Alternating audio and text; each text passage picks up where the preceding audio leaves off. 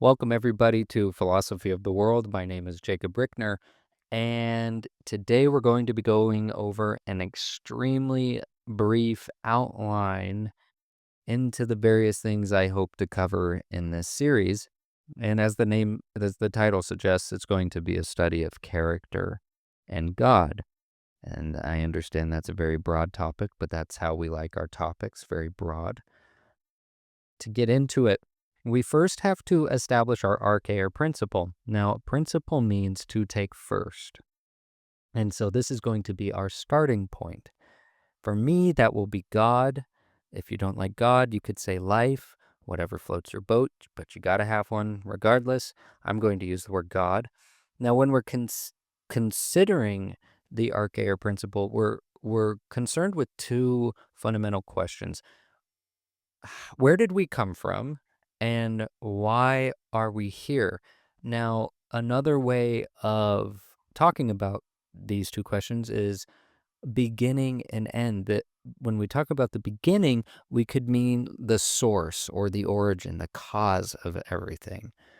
When we talk about the end, we might be talking we are talking about the purpose, the reason, the point, the why of everything. And of course, in between beginning and end, you have a movement, or you have growth, or just life itself. This is an image of life. And another way of talking about it is your experience. This is your experience to try out. And what we're confronted with life in experience and trying out is the opportunity to either fail or succeed. And that will come into play a little bit later here. Let's move experience up here and talk about it. Experience can be divided into two aspects, spirit and body, which is to say that being itself is a unity of spirit and body. But to be specific, it is a movement of spirit through body. Spirit moves through body. And of course, that's a quick glance over that. We'll get into this in more depth in the future. For right now, we're just going to talk about these two aspects. They actually repeat, echo, or rhyme throughout the structure of reality, and we can see these two aspects in their in several different polar opposites, if you will. I believe they're complementary, but potato potato. The spirit is of a masculine, positive, and active quality, whereas the body is of a feminine, negative, and potent quality. And you can make further distinctions above and below, heaven and earth, yang and yin, light and dark, order and chaos. So with that, we'll move along here and bring back our little diagram of our metaphysics. Um, Again, you have the arche, the principle, and God, which is God, and and that's life, and life has a beginning and end, and a movement from beginning to end, which might be understood as growth, our experience, which is made possible and is spirit moving through body. And we come to this idea that spirit moving through body is a good thing. Life is a good thing. But that isn't to say that your life will be good. And that's a problem.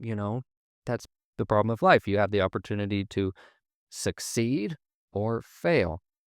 Now, success comes about when we when we're moving through life in accordance with its rule, the rule of life, which is to say the character of God. I would describe it as the cosmos is organized, ordered, or structured in such a way that if you act against it, then your life won't be so good. But if you act in accordance with it, or in tune with it, or at one with it, or in alignment with it, in harmony with it, then your life will be good. And if you do manage to do that and you do succeed, then you're aiming towards your proper end, which is eudaimonia or beatitudo, which put simply just means flourishing. And you can picture in your mind the way a flower grows and then blooms or blossoms and the beauty of that. That's beatitudo. It's just this beautiful flourishing. It's where we get our the notion of happiness from, true fulfillment. This is possible, believe it or not, but you have to be moving through life in accordance with the rule of life or character of God, or even the Tao, if you want to, if in the Eastern sense, the way. So let's move this over for a second. When you are in this state of flourishing, you're cultivating in your body what we call virtue, and this is excellence, arete. And that's we'll get into that uh, at some point very soon. But and that's good. But there's this possibility again that would be success. There's this possibility of failure, and I've written here, spirit moving through body. This is good, but then to get attached is evil, and this notion of being attached is simply to say that if you're not moving, you're stuck. You're stagnant. You're not flowing. You're not moving with the way, the rule of life. You're not flourishing. You're attached to something, and that would be a Buddhist or a Hindu notion. Um, in the West, we understand this as vice or sin.